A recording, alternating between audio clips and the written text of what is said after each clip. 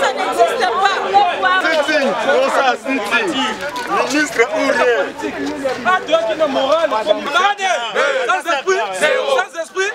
Il réclame la reprise des activités académiques sur toute l'étendue du territoire national. Ce sont les coordonnateurs des étudiants des différentes institutions d'enseignement supérieur et universitaire de la République démocratique du Congo qui, à travers ces sit-ins, ont fait attendre leur voix devant le ministère de l'enseignement supérieur et universitaire. Depuis plusieurs semaines, nous sommes en train de gérer une pression énorme de la part de nos amis étudiants, et en tant que présidente nationale des étudiants, nous nous sommes dit que nous n'allons pas rester les bras croisés à attendre.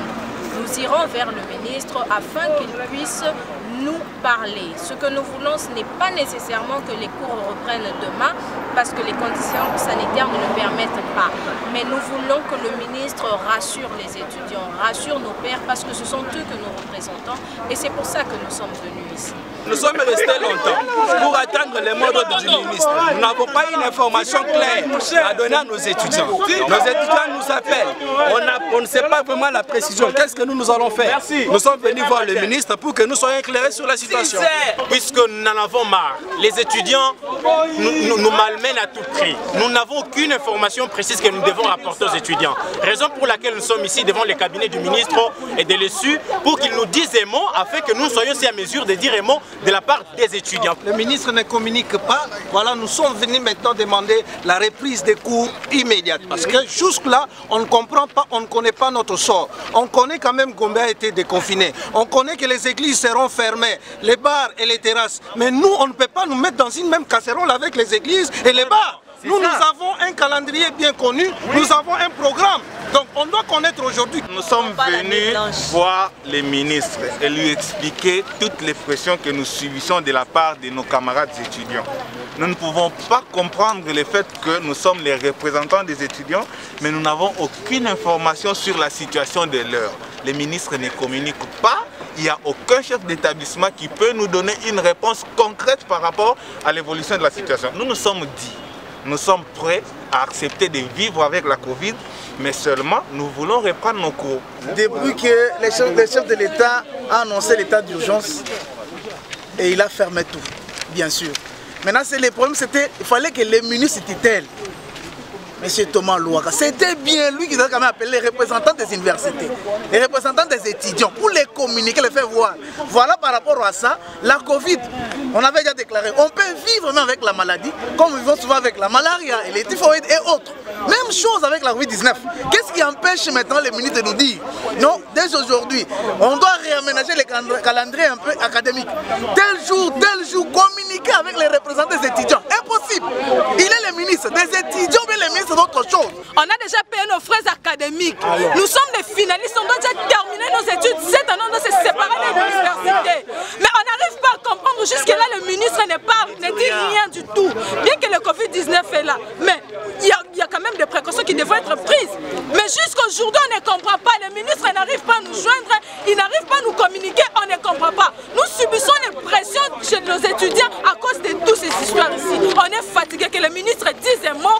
On est fatigué, on veut répondre non à l'année blanche. À l'enseignement primaire, le ministre a toujours cette habitude de communiquer avec les parents des élèves. Il précise quand même comment ils peuvent trouver l'association dans l'amiable avec les parents des élèves de la RDC. Mais nous, à l'enseignement supérieur, notre ministre ne dit aucun mot. Or, c'est un problème déjà sérieux. Il doit parler pour que nous écoutions. Nous sommes vraiment sous la pression de la préoccupation venant des étudiants. Étant donné que la réalité du Covid est en train de faire son affaire, donc nous disons toujours aux étudiants que la reprise des activités académiques dépend des autorités. Et puis ce ne sont pas les autorités qui ont fait exprès que la Covid puisse exister. Mais du moins, ça commence à nous déranger parce que ça a pris déjà beaucoup de temps, ça fait 4 mois. Déjà dans d'autres sujets, nous avons vu comment est-ce que chaque État est en train de mettre en place les plans qu'il faut par rapport au niveau de leur développement. Pour l'instant, le ministre ne dit absolument rien. Je n'arrive pas à comprendre notre pays. Bien sûr, le président va dire le mot, mais nous voulons aussi attendre le ministre.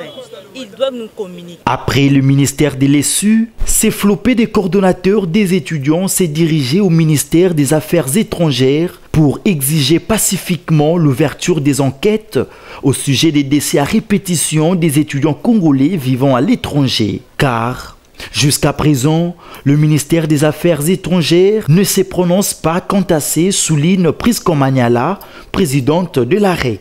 Nous savons que plusieurs étudiants ont perdu la vie en dehors de la RDC.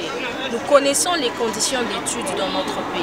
Et ces conditions font que plusieurs de nos compatriotes décident d'aller poursuivre leurs études de l'enseignement supérieur à l'étranger. Il est important pour l'État congolais de sécuriser ses citoyens en dehors du pays. Et vu qu'il y a eu des cas de décès non élucidés, nous sommes ici pour réclamer à ce qu'il y ait des enquêtes qui puissent être bien menées dans le temps. Nous profitons pour présenter au nom de tous les étudiants congolais nos condoléances aux familles qui ont perdu leurs amis et nous faisons un appel à la solidarité de tous les étudiants. Occasion permettant à cette délégation de l'AREC de déposer un mémo à la primature pour faire connaître en détail leurs revendications. Le Premier ministre, parce qu'il est le chef du gouvernement et nous croyons qu'il a non seulement un mot à dire, mais plusieurs actions à poser afin que les cours reprennent dans la sécurité, que la situation de la pandémie soit maîtrisée et que aussi il y ait des enquêtes sur le décès de nos camarades étudiants en dehors du pays. Il s'est dénoté que le ministre de l'Enseignement supérieur et universitaire Thomas Loaka a fait savoir que la date de la reprise des activités académiques dans les provinces non touchées par la Covid-19 sera communiquée dans les prochains jours tout en tenant compte des indignations de l'AREC. Camarades, sans esprit, zéro. Sans esprit, zéro.